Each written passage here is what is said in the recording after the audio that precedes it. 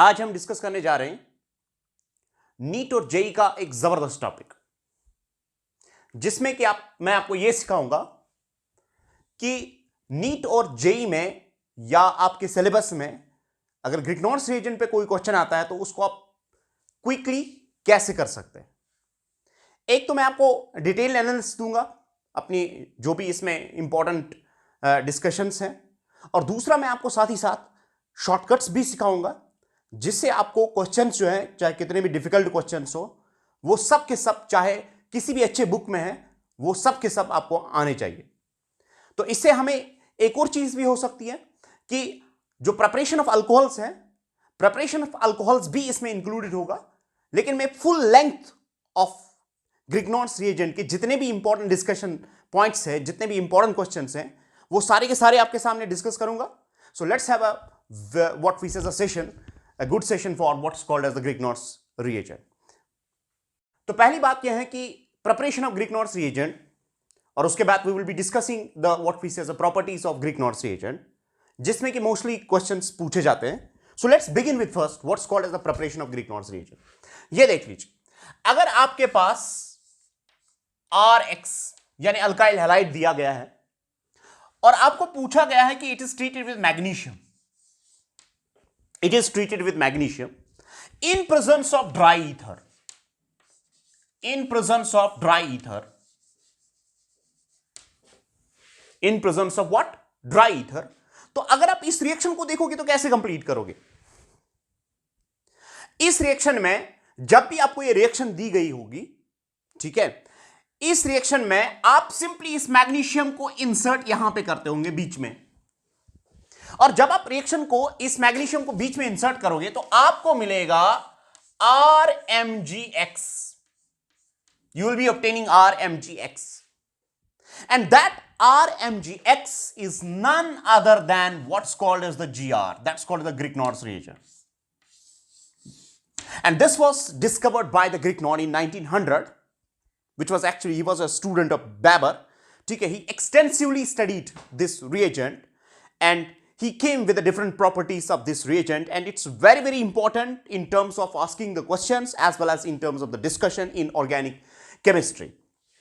Now the important point is here कि ये reaction जो है, अगर आपसे क्वेश्चन पूछा जाता है कि ये रिएक्शन जो है किस मैकेनिज्म के थ्रू ऑपरेट करती है, ठीक है, अब यहां पे हम मैकेनिज्म सीखने की कोशिश नहीं करेंगे, लेकिन एक चीज मैं आपको बताऊंगा कि formation of Greek knots reagent जो यहां पे होता है, that simply operates through free radical mechanism. So this reaction of what is called as the alkyl halide combining with the magnesium operates through what is called as the free radical mechanism, and you must be knowing what's called as the free radical mechanism.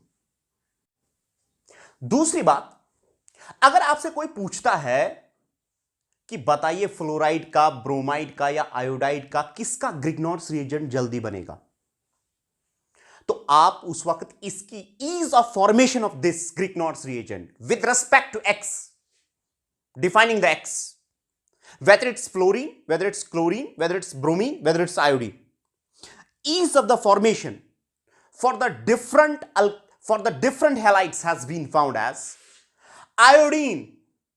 यानी अगर हम alkyl iodides use करेंगे तो सबसे ज्यादा rate होंगी, उसके बाद अल्काइल ब्रोमाइड्स, उसके बाद alkyl chlorides, and it is hardly, Greek knots reagent is hardly defined for alkyl fluorides. This is one point. The next point which can be asked about this reaction is कि अगर आपसे कोई पूछेगा कि what we say as the polarity of this R in Greek knots reagent, because of that it becomes important. तो अगर यहां पे आप पोलैरिटी देखोगे RX में, तो इंडक्टिव इफेक्ट आप यूज करेंगे, तो इंडक्टिव इफेक्ट का मतलब है इसका माइनस आई इफेक्ट है, इसका मतलब है इसका डेल्टा पॉजिटिव चार्ज है, और अगर आप यहां पे जाएंगे, यहां पे अगर हम R को कार्बन को रखते हैं तो उसकी वजह से R जो है इस पे डेल्टा नेगेटिव चार्ज हो जाएगा।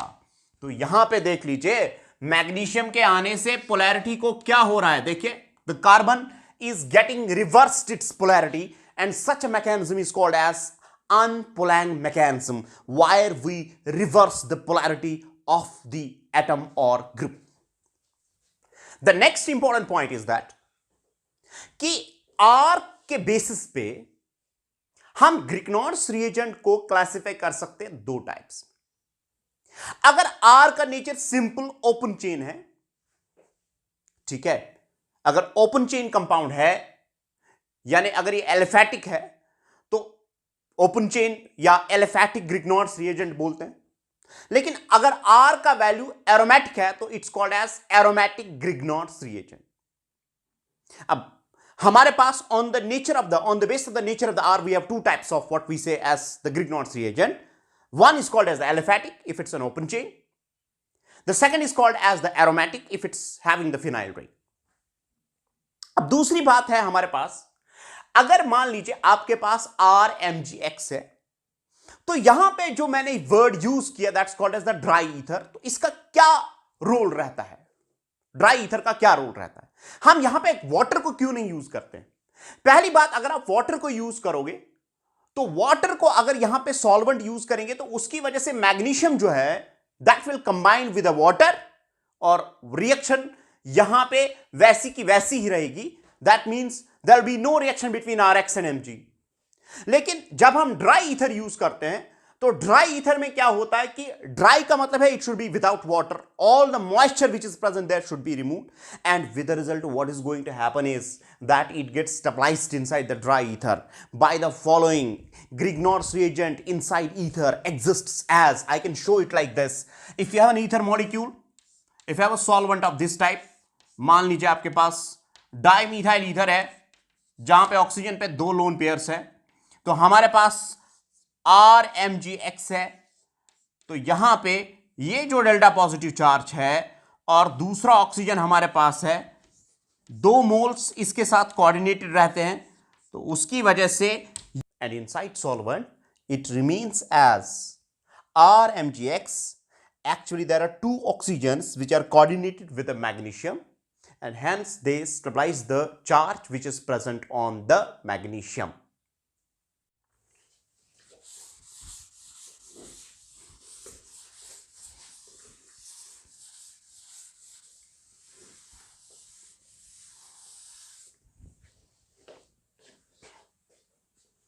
Now let's have a discussion on the properties of the Grignard's reagent. Let's try to have the properties. देखिए, अगर हम इसको देखेंगे RMgX, अगर आप इस पार्ट को देखोगे जो अल्काइल पार्ट है, तो अल्काइल पार्ट को अगर हम थोड़ा स्पेसिफाई करने की कोशिश करेंगे तो अगर मैं R को वैल्यू देता हूं तो ये बनता है CH3 MgBr, late us suppose. और अगर आप इस कार्बन को देखोगे, कार्बन का इलेक्ट्रोनेगेटिविटी मैग्नीशियम से ज्यादा है, तो इस पे कौन सा चार्ज आएगा? Delta negative. इस पे कौन सा चार्ज आएगा? Delta positive. अब यहां पे जब ये रिएक्ट करता है ग्रिग्नॉर्ड्स रिएजेंट, तो उस टाइम पे ये कंप्लीटली ब्रेक होता है, it breaks as CH3 negative and MgX यानी MgBr पे एक पॉजिटिव चार्ज आएगा, क्योंकि एक will be neutralised by the Br while as one is going to remain there. अब यहां पे मसला यह है कि ये जो CH3 एनाइन ये फर्निश करता है, ये CH3 A9 both can act as a base and it can act as a nucleophile. So यहां पे इसके पास दोनों प्रॉपर्टीज है। एक तो ये बेस भी एक्ट कर सकता है, क्योंकि अगर आप इसका एसिड देखोगे दैट इज CH4, CH4 जो है वो वीक एसिड है, तो इसका मतलब है ये स्ट्रॉन्ग कंजुगेट बेस होगी। और दूसरी बात, इस पे नेगेटिव चार्ज कार्बन पे है, तो इसका मतलब यह है कि नेगेटिव चार्ज अगर लेस इलेक्ट्रोनेगेटिव एटम पे होता है तो इसका मतलब यह है कि इसका डोनेटिंग एबिलिटी भी जबरदस्त होगा, और अगर इसका डोनेटिंग एबिलिटी जबरदस्त है, it can act as a nucleophile. So there are two types of the reactions which are shown by the Grignard's reagent. One is it can act as a base and another is it can act as a nucleophile. So the first part will be Grignard's reagent acting as a base. Let's have a discussion on Grignard's reagent acting as a base. Let's find out base. Can you define what's called as the base? मुझे बताइए जनाब, आप base किसको बोलते हैं? The base is one which has the greater tendency to combine with H positive. तो अगर CH3 negative को H पॉजिटिव के साथ ज्यादा टेंडेंसी है कंबाइन होने की, तो we say it's a good base. So the reactions of Grignard's reagent acting as a base. So RMgX acting as a base. Let's try to define this first. Base का मतलब मुझे समझाइए क्या मतलब है. बेस का मतलब यह है कि it combines with what? H positive. It combines with what? H positive. Let's have the reactions like this. अगर मान लीजिए आपके पास RMgX है, ठीक है. अब यहां पे कौन सा चार्ज है? Delta negative charge. यहां पे कौन सा चार्ज है? Delta positive charge. और अगर आप इसको अटैक कराना चाहेंगे तो उस टाइम क्या होगा? ये बनेगा कंप्लीटली नेगेटिव, ये बनेगा कंप्लीटली पॉजिटिव. अब हमारे पास अगर मान लीजिए हमारे पास ये मॉलिक्यूल है. Let us suppose we have a molecule of the type the acid and I will begin with, let us suppose you have CH3 C double bond OH. मुझे बताइए एक चीज, ये स्ट्रॉन्गर एसिड है लेकिन ये स्ट्रॉन्ग कंजुगेट बेस है, तो क्या हो जाएगा? यहां पे सिंपल एक एसिड बेस रिएक्शन होगी. ये देगा H पॉजिटिव और लेगा इसको ये, क्योंकि it acts as a strong conjugate base. Whenever there is a strong conjugate base and whenever that it comes closer to the acid which is stronger than the methane itself, what happens is the equilibrium is dominated by the weak acid, and what is going to happen is it simply removes H positive from here. So all those acids which are actually stronger acids as compared to the methane, they will donate H positive, and with the result what will happen is this will abstract that H positive, and with the result this is going to happen as RH. So RH, that's the simple alkane will be produced. Is it clear? So RH in the form of simple alkane will be produced. Now if you have a molecule of this type, अगर मान लीजिए आपने H2O और Grignard's reagent को आपस में combine किया, तो आपको बताना चाहिए, आपको बोलेंगे product. What will be the product in that case? आपको याद रखना चाहिए कि जो हमारे पास ये है, it's a strong conjugate base, and strong conjugate base of strong tendency to combine with H positive, and with the result what will happen is, in this case water is going to donate H positive, and with the result what is produced is RH plus the rest of the product. ठीक है, बाकी जो है MgX और यहां से आएगा OH, that will be the product that will be formed. Similarly, अगर आपसे पूछा जाएगा कि अगर मान लीजिए ROH हमारे पास है या R के बदले CH3OH है, तो yet again alcohols in this reaction can act as what we say as acids, and they are giving H positive, and with the result what will be produced is RH. RH will be produced. इसी तरह अगर हमारे पास मान लीजिए आपके पास phenol है, if you have phenol like this, phenol is also acidic and it's a stronger acid as compared to methane, तो क्या हो जाएगा? फिर से H पॉजिटिव निकलेगा यहां से, ये स्ट्रॉन्ग कंजुगेट बेस के साथ कंबाइन होगा, and this will result in the formation of RH. Yet again the alkane will be produced. Similarly, अगर हमारे पास एसिटिलीन होगा, HC ट्रिपल बॉन्ड CH, मुझे बताइए एक चीज, इस कार्बन का हाइब्रिडाइजेशन क्या है? sp, मतलब इसका s कैरेक्टर क्या है? ज्यादा. अगर s कैरेक्टर ज्यादा है तो माइनस का इफेक्ट क्या होगा? ज्यादा. उसकी वजह से क्या होगा? यहां पे डेल्टा पॉजिटिव चार्ज होगा और उसकी वजह से this is going to combine with this, and with the result the same product is produced, that's called as the RH. और ये हुए हमारे पास टर्मिनल अल्काइंस. और अगर मान लीजिए H को आप CH3 से रिप्लेस करेंगे तब भी यही प्रोडक्ट बनेगा. और अगर आपने ग्रिग्नॉर्ड्स रिएजेंट को कंबाइन किया NH3 के साथ, यानी अमोनिया के साथ इसको आप कंबाइन कर रहे हो, अमोनिया जब यहां पे देखेंगे तो ये stronger acid as compare to methane, and yet again there will be the release of H positive, और H पॉजिटिव इसके साथ कंबाइन होगा. अगर आपके पास मान लीजिए RNH2 जो है RNHR अगर होगा, ठीक है, दो अल्काइल ग्रुप्स नाइट्रोजन के अक्रॉस है, तो येट इसके पास हमारे पास जो सेकेंडरी अमाइंस है, इसके पास एक हाइड्रोजन है, रिप्लेसेबल हाइड्रोजन है, तो ये भी स्ट्रॉन्गर एसिड्स है और उसकी वजह से this is abstracting the hydrogen from this. लेकिन अगर आपके पास R3N है, यानी यहां पे कोई रिप्लेसेबल हाइड्रोजन नहीं है, तो उस टाइम पे this is not going to react with the Grignard's reagent. तो इसका मतलब ये है all those acids, if you are treating a Grignard's reagent with an acid, ठीक है, Grignard reagent contains a strong conjugate base in the form of R negative and it abstracts the H positive from the corresponding acids and with the result alkane is produced. The amount of the alkane, यहां पे room temperature पे amount जो इसका होगा, ठीक है, तो वो अमाउंट आपको डायरेक्टली देगा कि एक्टिव हाइड्रोजन्स कितने होंगे at what we say as STP. STP conditions पे अगर आप इसको प्रोड्यूस कर रहे हो तो मीथेन मॉलिक्यूल कितना उसका अमाउंट बनेगा, कितना उसका वॉल्यूम होगा, that will directly measure the number of active hydrogens inside the molecule. So this is used for the determination of active hydrogens present in a molecule. The next important is that Grignard's reagent can act as a nucleophile as well. So let's have the reaction like this. अगर मान लीजिए हमारे पास let us suppose formaldehyde,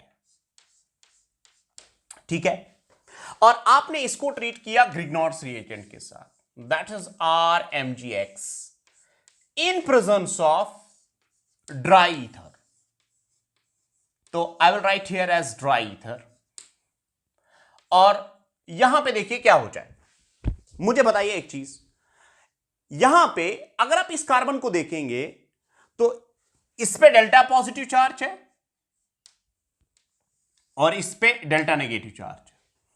तो क्या हो जाएगा, are जो है एक्टिंग एज ए न्यूक्लियोफाइल, ये यहां पे अटैक करेगा, इलेक्ट्रॉन डेफिसिट सेंटर पे अटैक करेगा, shift will be always towards more electronegative atom and with the result you are getting H C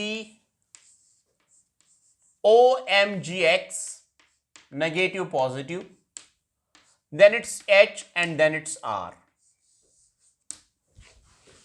ठीक है, तो यहां पे एक इंटरमीडिएट बनता है जहां पे कार्बन की हाइब्रिडाइजेशन चेंज होती है फ्रॉम sp2 टू sp3. उसके बाद ये जो है, अगर आप इस कॉम्प्लेक्स को आप हाइड्रोलाइज कर सकते हो, क्योंकि मेटल ऑक्सीजन बॉन्ड जहां पे जो है it can be hydrolysed by using the acid. I will have what we say as a water in presence of H positive, और in certain cases I can also use ammonium chloride. और अगर आपको directly दिया गया है RMgX and the second step is followed by water in presence of H positive, so what will be the product in that cases, आप इसको simply hydrolyse कीजिए, break down कीजिए इसका. लेकिन मुझे बताइए एक चीज, जब आप वाटर को ब्रेक करेंगे तो वहां से क्या निकलेगा, H पॉजिटिव और OH. तो H पॉजिटिव आप इसको दीजिए because they are the stronger bases alkoxide ions and with the result OH is given to this. OH आप इसको दीजिए और उसके बाद आपको प्रोडक्ट मिलेगा CH OH H and R. लेकिन यहां पे देख लीजिए, अब आप ये भी सोच सकते हैं कि ये अल्कोहल फिर से ग्रिग्नॉर्स रिएजेंट के साथ कंबाइन होगा, लेकिन ये पहले जब हम इसको कंप्लीटली इसके साथ रिएक्ट करते हैं तो उसके बाद हाइड्रोलिसिस करते हैं. हां, अगर कुछ इसमें से कुछ बचा होगा, ठीक है, जो कि एग्जिस्ट ही नहीं करेगा, क्योंकि अगर आपके पास एसिडिक कंडीशंस हैं तो डालते डालते ही ग्रिग्नॉर्स रिएजेंट खत्म हो जाएगा और उसकी वजह से क्या होगा, आपको मिलेगा alcohols. So once we combine aldehydes with a Grignard's reagent, what happens is simply like this. The important point is, the shortcut is that, look at this R, where it comes from. This R comes from the Grignard's reagent simply, ठीक है, and this H comes from the water. So there is simply addition of R and H, pi bond breaks. अगर आप directly इसको देखोगे तो यहां पे इसको R मिलता है जो कि Grignard's reagent से आता है और इसको H मिलता है. तो अगर आपके पास एक मॉलिक्यूल है, आप उसको सिंपली ट्रीट करते हो RMgX के साथ, which is in dry ether and followed by water in presence of H positive और अमोनियम क्लोराइड, और आपको सिंपली करना है, आप ग्रिग्नॉर्स रिएजेंट से R निकालेंगे और रेस्ट जो हमारे पास नेक्स्ट स्टेप है उसे H निकालेंगे. So with the result you are simply getting the product that's in the form of alcohol.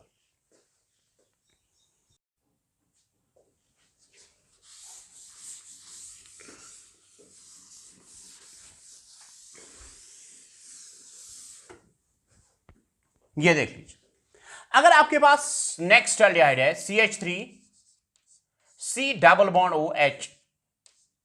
Now if you treat this with RMgX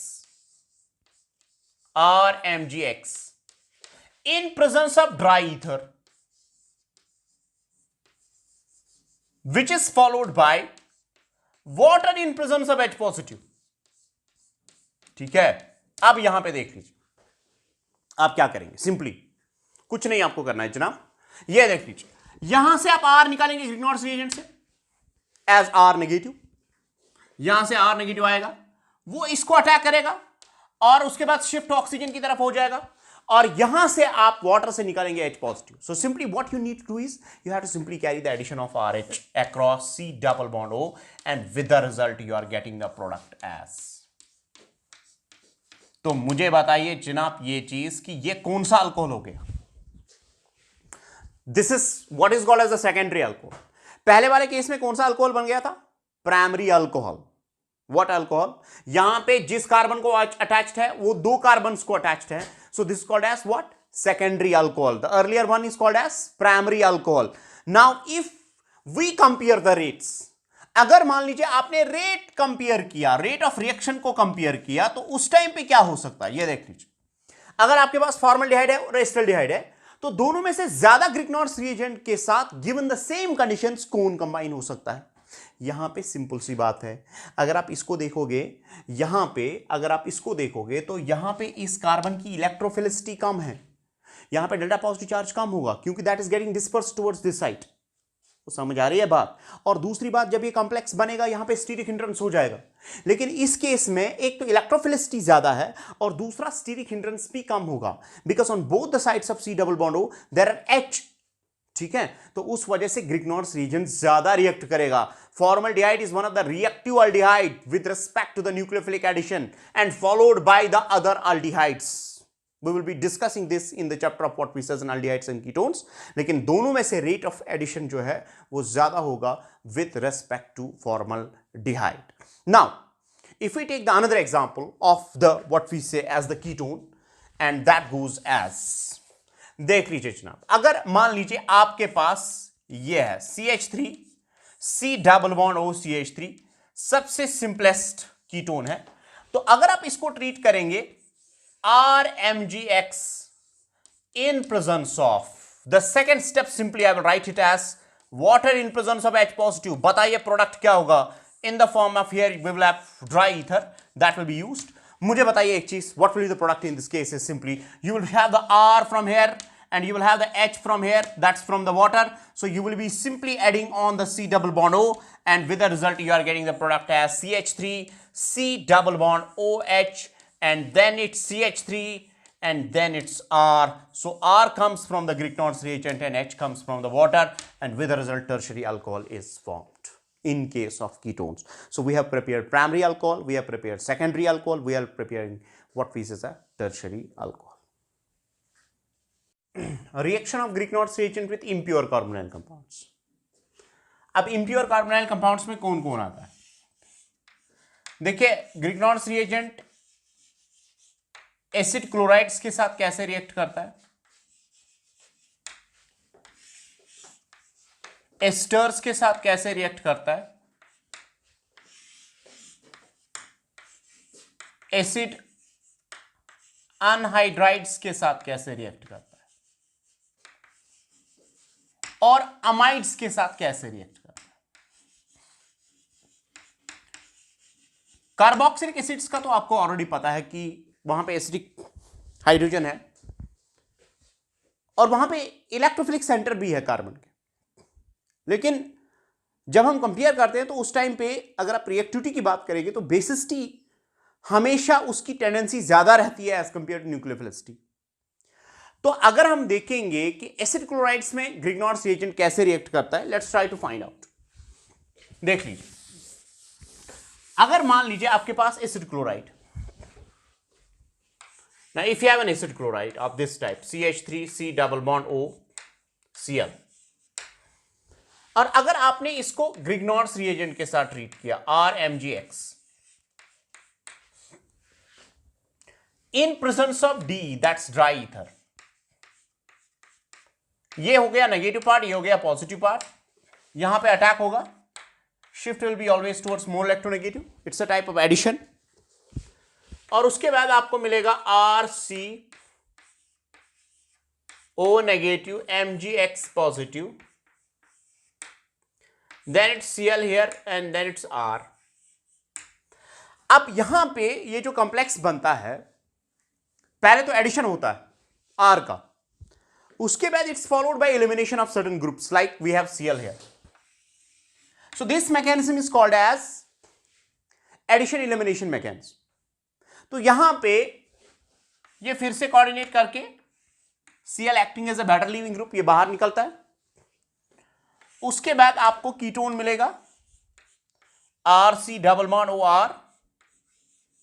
और अगर कीटोन फिर से कंबाइन होता है यानी RMgX in presence of H2O and H positive, तो उस time पे आपको सिंपली प्रोडक्ट जो है वो ऐसे आएगा. ये जो है ये कंबाइन होगा तो इस पे RH का एडिशन होगा और आपको RCOH R और R मिले. यानी एक और चीज यहां पे इंपॉर्टेंट है, आपके पास एक R था, ठीक है, अब जो दो R सिमिलर आ रहे हैं वो सेम ग्रिग्नॉर्स रिएजेंट से आ रहे हैं, तो one is coming in the form of ketone. Then there is a next attack of the Grignard's reagent and with the result you are getting two R alkyl groups with the same type and with the result you are getting tertiary alcohol. That means if you have an acid chloride it reacts with the Grignard's reagent, ठीक है, resulting in the formation of first ketone and which is followed by the formation of tertiary alcohol with the two same groups of the type of alkyl.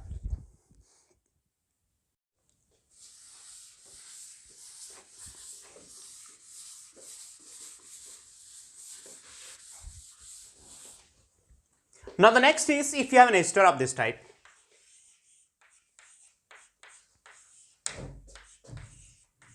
मान लीजिए आपके पास ester है, इसको हम treat करेंगे RMgX के साथ. सिंपली मुझे बताइए एक चीज, अभी क्या हुआ, अभी यहां पे जो Cl था that was replaced by R, तो this is also impure carbonyl compound.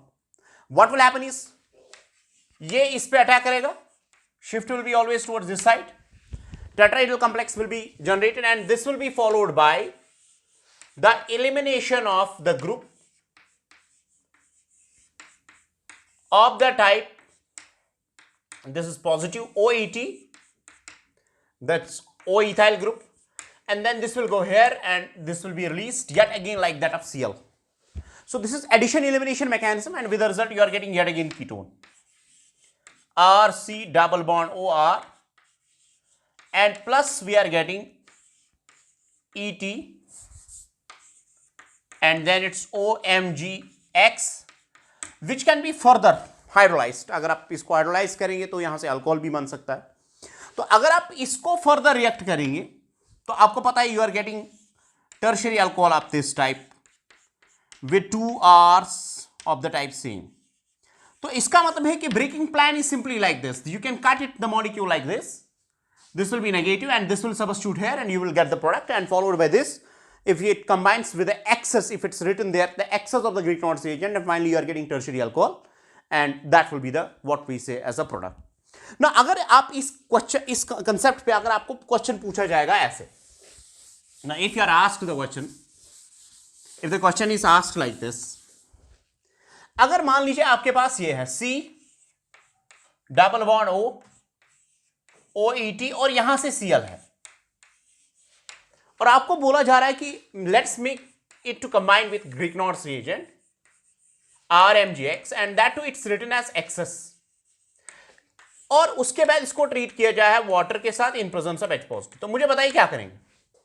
यहां पे आपको लीविंग ग्रुप एबिलिटी देखनी है. देखिए लीविंग ग्रुप एबिलिटी अगर आप दोनों में कंपेयर करेंगे तो अगर आप इसको H पॉजिटिव देंगे तो ये अल्कोहल बनेगा, अगर आप इसको H पॉजिटिव देंगे तो एसिड बनेगा. लेकिन अगर आप एसिड ये बन रहा है तो इसका मतलब ये वीक कंजुगेट बेस है, ये स्ट्रॉन्ग कंजुगेट बेस है, और weak conjugate base are better leaving groups when it's comes to the case of the SN2 mechanism, SN2 tetrahedral mechanism operating through addition elimination mechanism. तो this is getting replaced and with the result you will have the simply product like this. इसको negative कीजिए, इसको positive कीजिए and then replace this with this, तो you are getting the product like this RC double bond OOAT. And then if you have an excess in the further you are getting this will become positive, this will become negative after the addition elimination mechanism, and finally you are getting the product like this R C double bond O R, और उसके बाद अगर आप इसको further react करेंगे तो tertiary alcohol बनेगा। तो इसका मतलब यह है कि leaving group of Cl is greater as compare to OAT, ठीक है। और अगर आप एक्सेस लेते हैं तो उसके बाद you will get what we say a ketone which is followed by the tertiary alcohol. Similarly if we have next example of this type, अगर मान लीजिए आपके पास C डबल बॉन्ड O है, OET है, और अगर आप इसको ट्रीट करना चाहोगे RMgX के साथ इन प्रेजेंस ऑफ ड्राई ईथर, ठीक है, तो व्हाट विल हैपन इज, अगर आप एक्सेस में लेंगे तो अब क्या हो जाएगा, और अगर आप यहां पे देखेंगे, ठीक है, तो ये यहां से ब्रेकिंग प्लान जो है दोनों आप काट लीजिए, यहां पे पॉजिटिव चार्ज, यहां पे पॉजिटिव चार्ज, यहां पे नेगेटिव नेगेटिव, और उसके बाद C डबल बॉन्ड O दोनों साइडों से R आएंगे, ठीक है। अगर आप इसको 2 मोल्स कर देंगे तो 2 R जो है वो सेम होंगे। उसके बाद अगर ये फर्दर रिएक्ट करेगा तो अल्कोहल के जो तीनों अल्काइल ग्रुप्स होंगे, अगर आप फर्दर रिएक्ट कराओगे तो तीनों अल्काइल ग्रुप्स जो है वो सेम होंगे। So this will be the product having 3 alkyl groups of the type of the similar, and with the result product is formed as. This is how the what we say the different reactions occur. इसी तरह अगर आपके पास ये है, now if you are asked what will be the product in this case, ठीक है, अगर आप इसको ट्रीट करेंगे RMgX के साथ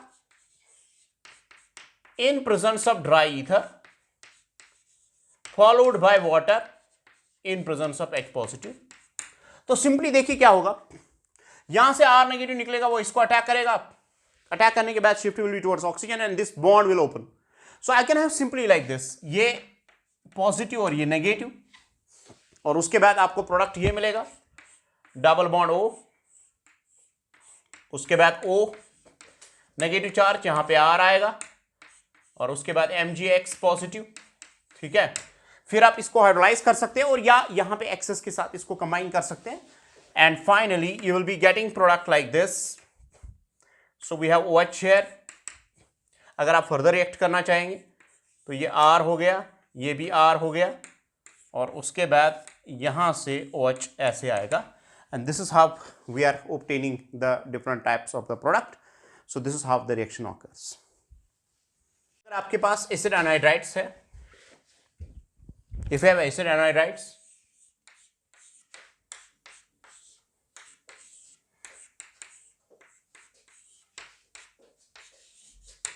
एसिड एनहाइड्राइड्स अगर आपके पास, और अगर आप इसको ट्रीट करेंगे ग्रिग्नॉर्स रिएजेंट के साथ, दूसरे स्टेप में if you are using water in presence of H positive, तो देखिए कैसे, या तो यहां पे अटैक होगा, यहां पे अटैक होगा, जिसकी रिएक्टिविटी ज्यादा होगी उस पर अटैक हो जाएगा, और उसके बाद next group will become what we say as a better leaving group. तो यहां पे मान लीजिए this is plus, this is minus, so you will be getting RC double bond O, the whole group will be replaced by R, and then this will become RC double bond O negative and MgX positive. Now you know that this can be hydrolyzed. Acid बनेगा, acid में फिर ग्रिग्नॉर्स reagent के साथ combine हो सकता है, और अगर ये फर्दर रिएक्ट कर रहा है तो उसके बाद आपको टर्शियरी अल्कोहल मिलेगा।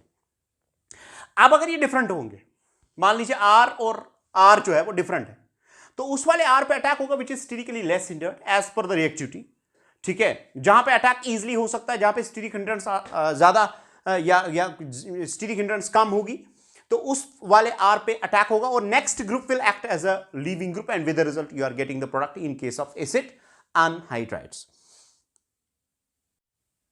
The next one is एसिडामाइड।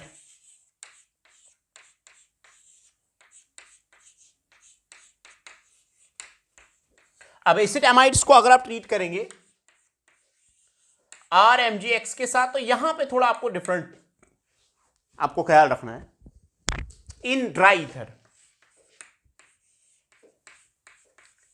पहले अगर आप इसको देखोगे लोन पेयर कंजुगेट करके यहां पे डेल्टा पॉजिटिव चार्ज आएगा, उसकी वजह से H3 कैरेक्टर इसका आएगा, तो उसकी वजह से यहां से पहले H पॉजिटिव रिमूव होता है R के साथ। तो यहां पे पहला प्रोडक्ट ऐसे आएगा, RC डबल बॉन्ड O